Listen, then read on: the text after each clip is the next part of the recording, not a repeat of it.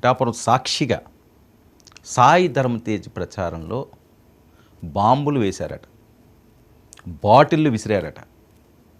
ఒకసారి విజువల్స్ చూడొచ్చు, అవి ఎక్స్క్లూజివ్గా. రక్తం చిందింది నియోజకవర్గంలో.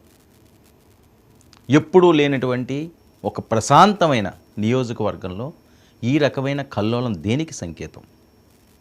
ఎవరిని భయపెట్టాలనుకుంటున్నారు? ఎవరిని బెదిరించాలనుకుంటున్నారు? ఎందుకు ఈ చర్యలకు పాల్పడుతున్నారు? ఇందులో ఉన్న అసలు దోషులు ఎవరు? ఇది నిగ్గు తేల్చాల్సింది పోలీసులు. సో ఆ విజువల్స్లో మనం చూస్తున్న అంశంలో సాయి ధరమ్ తేజ్ ప్రచారం, ఆ యారో మార్కును మనం చూడొచ్చు. ఆ యారో మార్కు వచ్చే దగ్గరే ఒక బాటిల్ వచ్చి సాయి ధరమ్ తేజ్కి పక్కన ఉన్న వ్యక్తికి అది సూటిగా తగలడం, తల పగిలింది. ఒక్కసారిగా గందరగోళం, ఏం జరుగుతుందో తెలియని పరిస్థితి. సినిమా ఫక్కీలో జరిగిన దుర్ఘటన.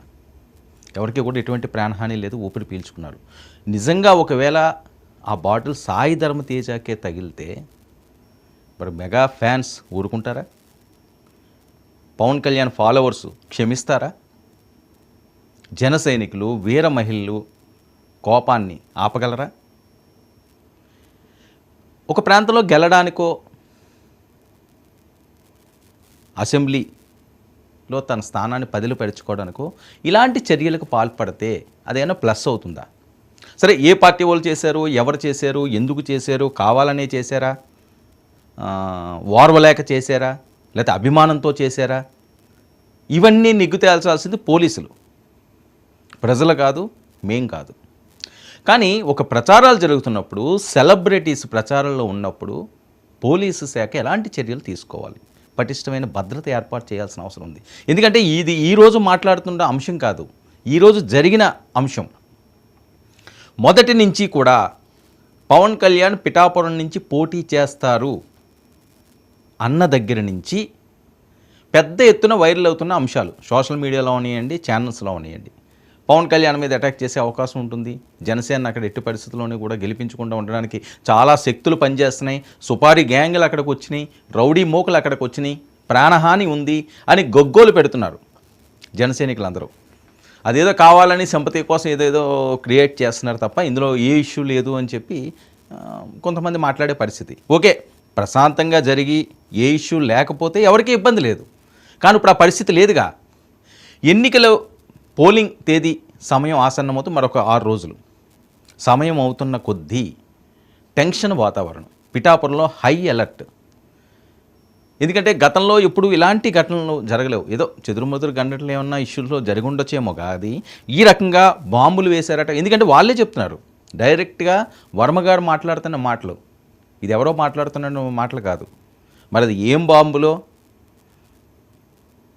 అసలు అక్కడికి ఎలా వచ్చినాయి, ఇంత పటిష్టమైన భద్రతా ఏర్పాట్లు చేస్తున్నాము, ఎవరికి ఎటువంటి ఇబ్బంది లేదు అనే పోలీస్ శాఖ ఎందుకు అప్రమత్తంగా ఉందా?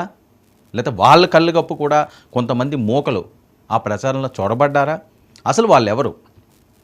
సీఎం నుంచి వచ్చారని కొంతమంది అంటారు, పొరుగు రాష్ట్రాల నుంచి వచ్చారని కొంతమంది అంటారు. సో ఈ టెన్షన్ ఇలా ఉంటే ప్రశాంతంగా ప్రచారాలు ఎలా చేసుకోగలరు? ప్రాణాలకు తెగించి ప్రచారాలు చేసే పరిస్థితి ఉంటుందా? అది ఎవరికైనా, అధికారంలో ఉన్న వైఎస్ఆర్సీపీకి అవ్వచ్చు, పొత్తులో ఉన్న తెలుగుదేశం పార్టీ అవ్వచ్చు, బీజేపీ పార్టీ అవ్వచ్చు, జనసేన పార్టీ అవ్వచ్చు. ఒక టెన్షన్ వాతావరణం ఉండి వెళ్తే ఏం జరుగుతుందో అనే ఆందోళన ఉంటే ఎవరు ప్రచారాలు ప్రశాంతంగా చేసుకుంటారు? మరి ప్రచారాలు ప్రశాంతంగా చేసుకోలేనటువంటి దుస్థితిలో ఈరోజు ఆంధ్రప్రదేశ్లో కొన్ని నియోజకవర్గాలు ఉన్నాయా? ఏం జరుగుతుంది ఆంధ్రప్రదేశ్లో? అన్నపూర్ణ రాష్ట్రం, ప్రశాంతతకి మారుపేరు. అందులోని ఉత్తరాంధ్ర, ఉభయ గోదావరి జిల్లాలు మరింత ప్రశాంతమైన ప్రాంతాలు.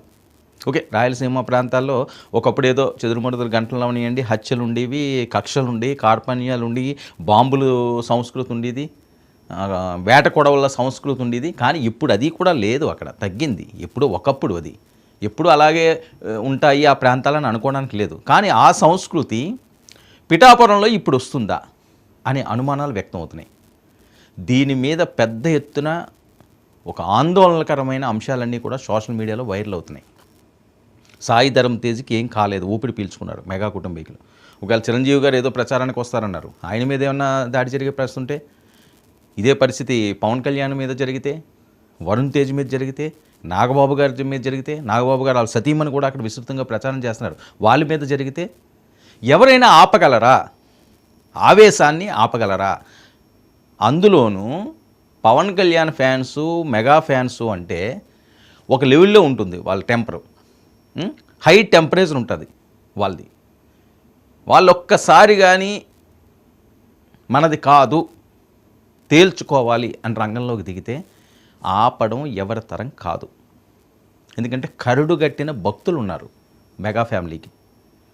సో ఇలాంటి చెదురుమదురు సంఘటనలతో భయపెట్టాలని చూసినా, కావాలని ఎవరో కక్షపూరితంగా దీన్ని పాడు చేయాలనో ప్రచారాన్ని, లేకపోతే వేరే పార్టీ మీద వేయాలనో, ఈ దుష్టశక్తులు ఈ ఆలోచనలు కూడా ఉండే అవకాశం ఉంది. ఎందుకంటే పోలీసులు దీన్ని పూర్తి స్థాయిలో నిగ్గు తేల్చాల్సిన అవసరం ఉంది. మరొక 6 రోజులు